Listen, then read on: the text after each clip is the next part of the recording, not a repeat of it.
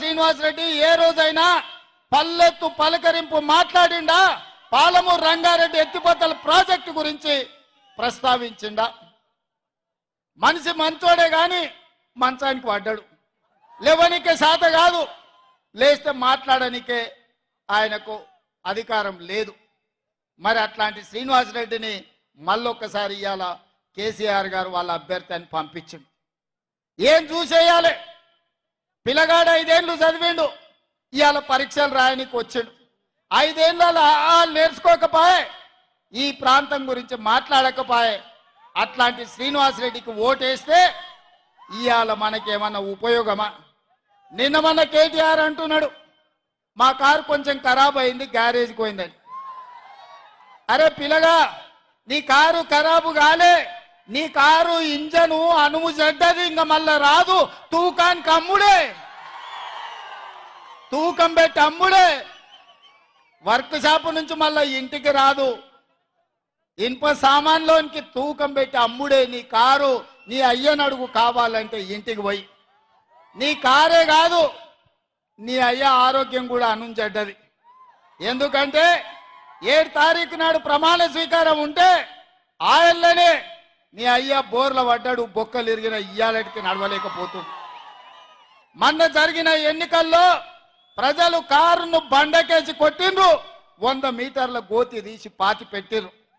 ఇంకా కూడా ఆయన పొంకనాలు కొడుతున్నాడు. నిన్నటికి నిన్న మాట్లాడుతుండు ఈ పొంకనాలు. ఆయన ఏం మాట్లాడిండు? ఆయన పిట్టల ద్వారా నాతో 20 మంది ఎమ్మెల్యేలు టచ్లో ఉండ్రు, సిట్కే కొడుతూ వస్తారని. సిట్కే కాదు, మిద్దెక్కి డప్పు కొట్టు బిడ్డ, నీ దగ్గర ఉన్నోళ్ళు కూడా ఎవడన్నా ఉంటాడేమో చూద్దాం. గతంలో లాగా కాంగ్రెస్ ఎమ్మెల్యేలు గొర్రెల మంద తోడేళ్లలాకొచ్చి చేప కొట్టి కొట్టుకపోదాం అనుకుంటున్నాం బిడ్డ. ఈడ కాపలా ఉన్నది రేవంత్ రెడ్డి, నువ్వు ప్రయత్నం చేసి చూడు. ఈడ మా ఎమ్మెల్యేలను కంచేసి కాపాడుకునే శక్తి హైటెన్షన్ వైరు రేవంత్ రెడ్డి ఉన్నాడు బిడ్డ. వచ్చి ముట్టుకో. కరెంటు తీగ మీద కాకి కరెంటు కొడితే ఎట్లా కర్రెగా సస్తదో, నువ్వు కాంగ్రెస్ వైపు చూస్తే నీ సంగతి గట్లనే అవుతుంది. నువ్వు మాదిక్కు కాదు, నీ దొడ్ల సాయంత్రానికి ఎన్ని వచ్చినా ఒకసారి లెక్క పెట్టుకో బిడ్డ, నీ సంగతి చెప్తా గాని. 100 రోజులు కాలే, 100 రోజుల్లో ఆడబిడ్డలకు ఆర్టీసీలో బస్సు ఉచితంగా ఇచ్చినాం. 35 కోట్ల మంది ఆడబిడ్డలు ఇవాళ బస్సులలో ఉచితంగా ప్రయాణం చేస్తారు. 100 రోజులు కాలేదు, ఆరోగ్యశ్రీ పథకం ద్వారా 10 లక్షల రూపాయలు ఉచితంగా మహిళల ఇవాళ అన్ని కుటుంబాలకు ఆరోగ్యాన్ని అందించినాం. ఇదే కాదు, మాట ఇచ్చినాం, కట్టెలపై నుంచి విముక్తి కలిగిస్తాం, మీ కన్నీళ్లు దూడిస్తాం, మిమ్మల్ని ఆదుకుంటామని ఆడబిడ్డలకు మాట ఇచ్చి నరేంద్ర మోడీ 1200 రూపాయలు సిలిండర్ చేస్తే ఇవాళ ఆడబిడ్డలకు 500 రూపాయలకే సిలిండర్ ఇచ్చి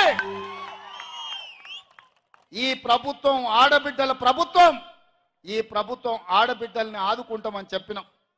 స్వయం సహాయక సంఘాల గ్రూపులను 10 ఏళ్లు నిండా ముంచి ఆడబిడ్డల ఆత్మగౌరవం దెబ్బతీస్తే వందలాది కోట్ల రూపాయలు స్వయం సహాయక సంఘాలకు అందించి పరేడ్ గ్రౌండ్లో 1,00,000 మంది ఆడబిడ్డలతో కదము దొక్కి ఆడబిడ్డలతో ఆదుకున్న ప్రభుత్వం మా ప్రభుత్వం.